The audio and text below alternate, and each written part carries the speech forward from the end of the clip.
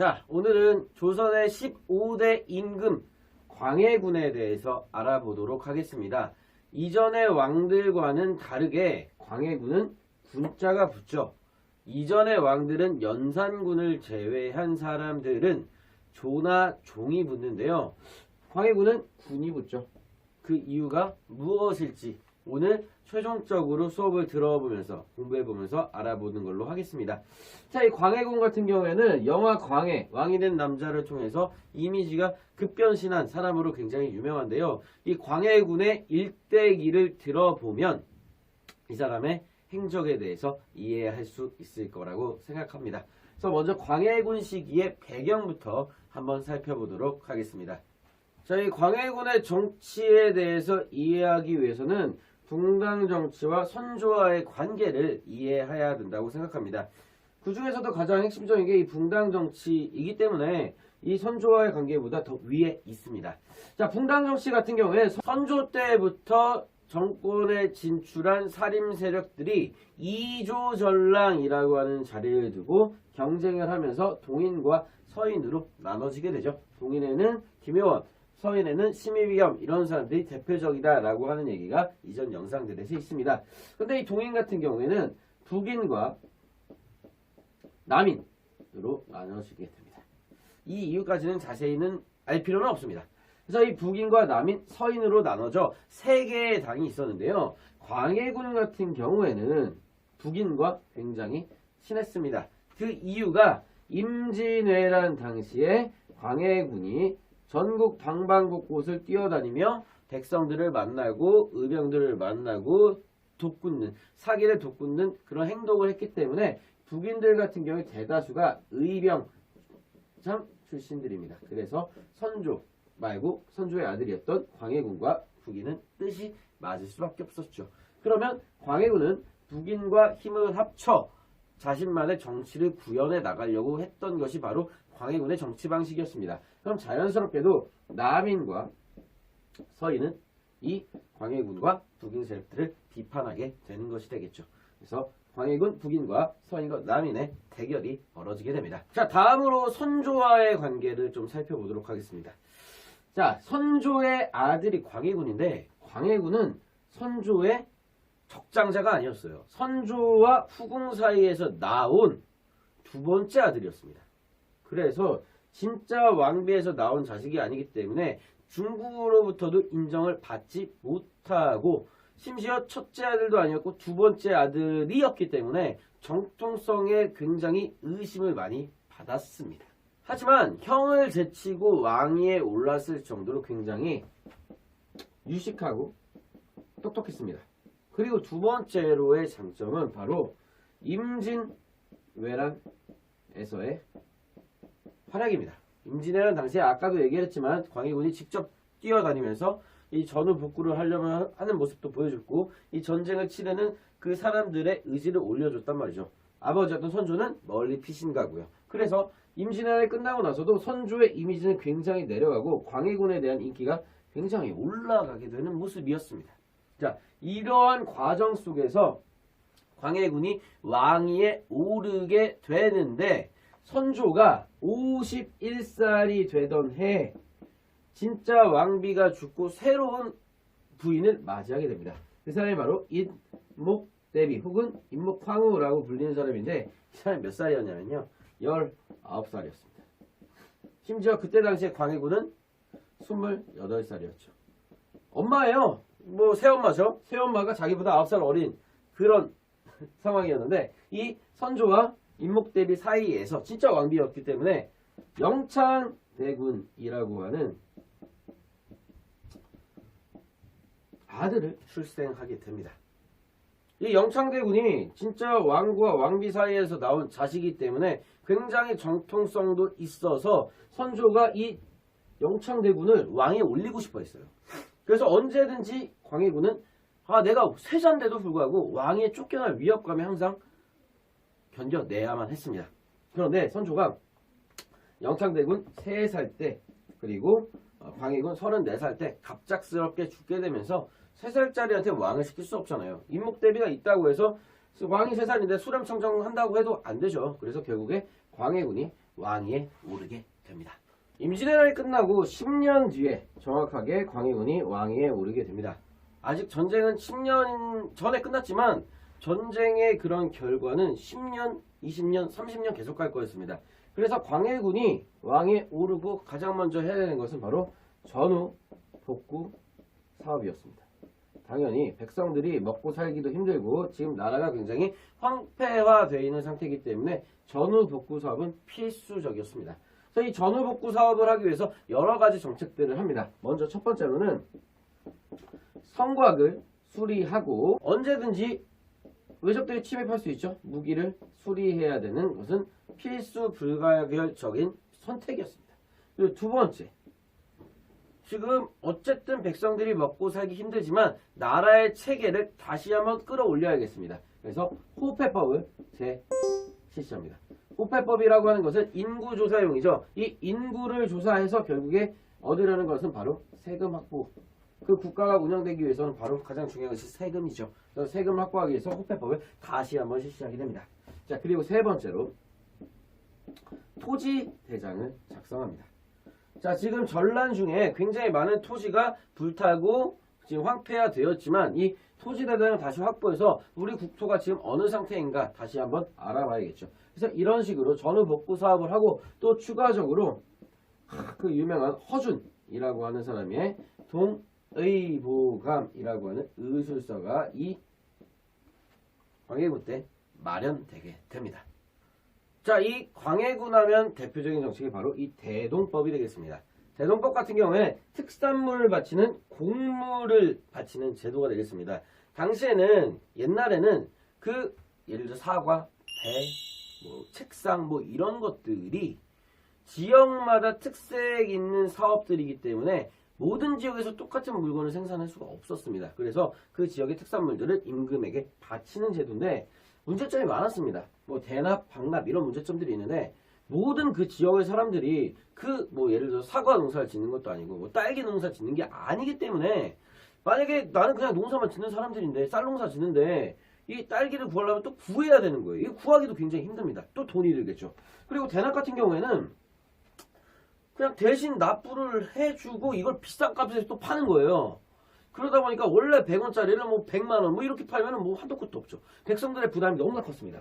그리고 방납 같은 경우에는 관아에서 미리 짜고 치는 그런 방납인과 계약을 하고 그 방납인들이 미리 납부를 해요. 그거를 이제 농민들한테 파는 겁니다. 비싸게. 그러다 보니까 농민들의 부담이 너무나 컸습니다. 그러다 보니 광해군이 내세운 정책이 바로 이 대동법입니다. 원래 대동법은 호마다 집집마다 내는 방식이었는데 이 대동법 같은 경우에는 어떻게 세금을 내냐? 바로 토지 단위로 씁니다. 토지.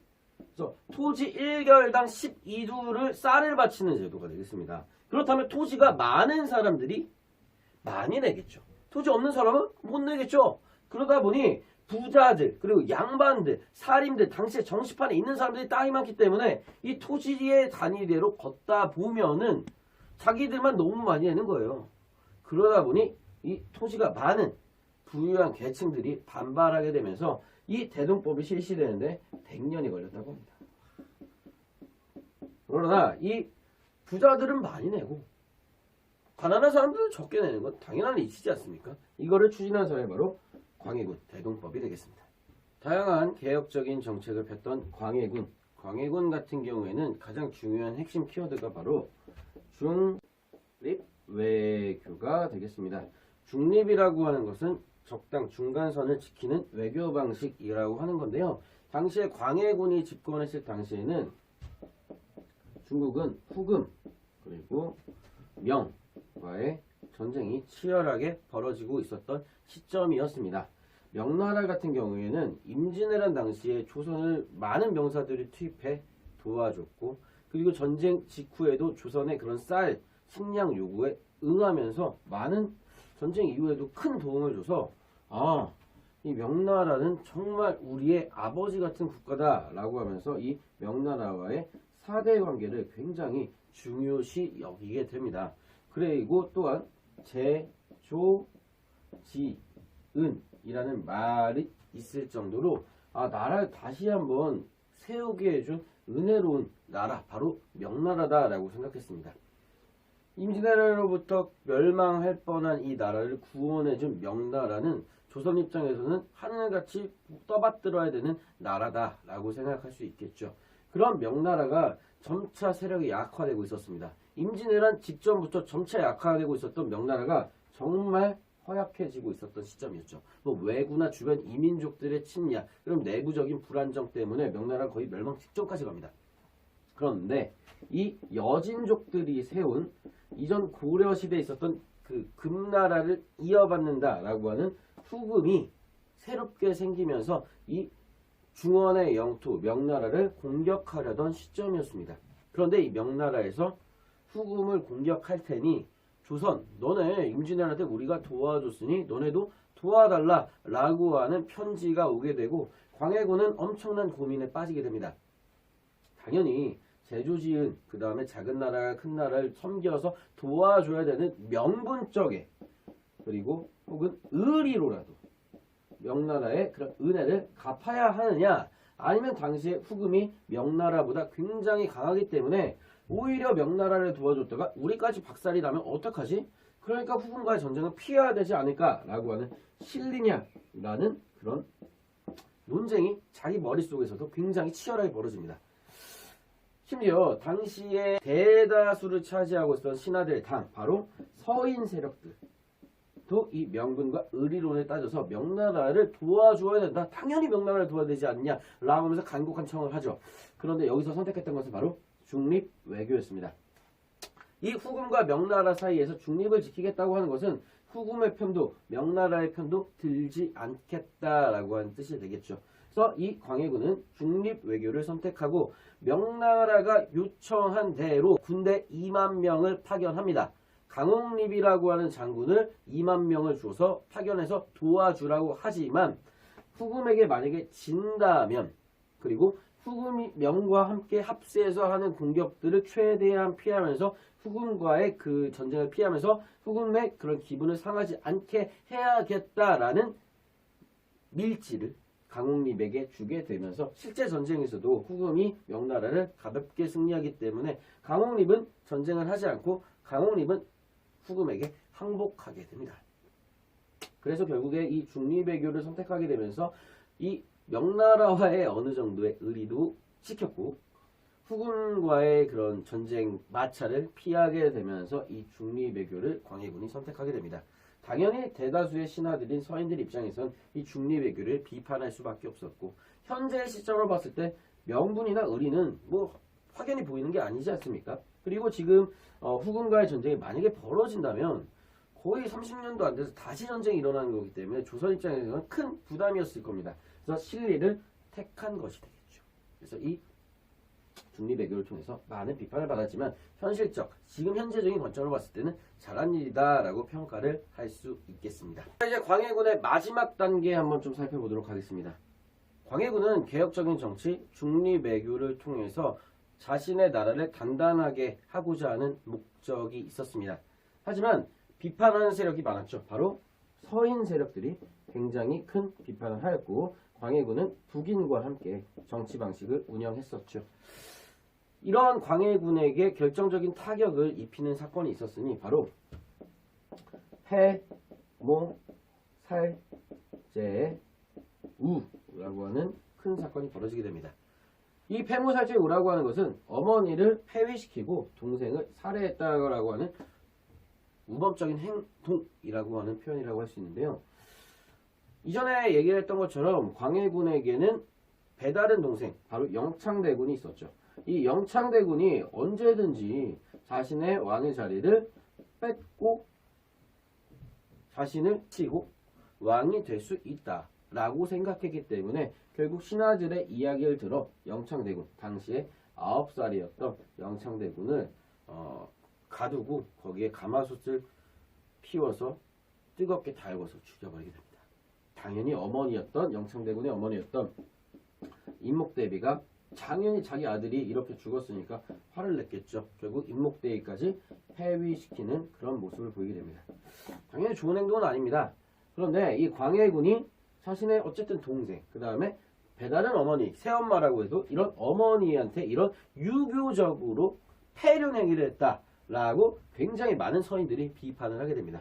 또한 아까 방금 설명했었던 광해군의 후금과 명나라 사이의 중리매교는 결국 4대의 예를 저버린 거다 라고 강력하게 비판하면서 결국 서인 세력들이 선조의 배다른 또 아들이었던 인조를 왕위에 올리면서 광해군을 쫓아낸 바로 인조반정으로 이어지게 되죠. 이 인조반정에 참여했던 세력은 북인을 비판하는 서인이 중심이 되었고요. 여기에 남인이 합세하면서 결국 광해군을 몰아내고 광해군은 폭군이면서 신하들도 죽이고 또 가족들까지 죽이는 유교적으로 말도 안 되는 사람이다 라고 하면서 쫓아내게 되면서 인조가 왕위에 오르게 되는 인조반정이 벌어지게 되면서 광해군은 결국 유배를 가게 되면서 쓸쓸하게 생을 마감하게 됩니다.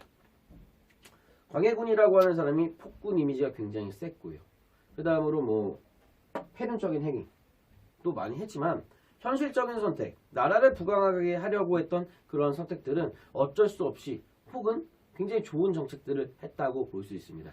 그래서 광해군에 대한 평가가 굉장히 이중적으로 다른데요. 오늘 수업을 통해서 광해군은 어떤 사람이다 라고 하는 걸 좀 생각해 보셨으면 좋겠습니다.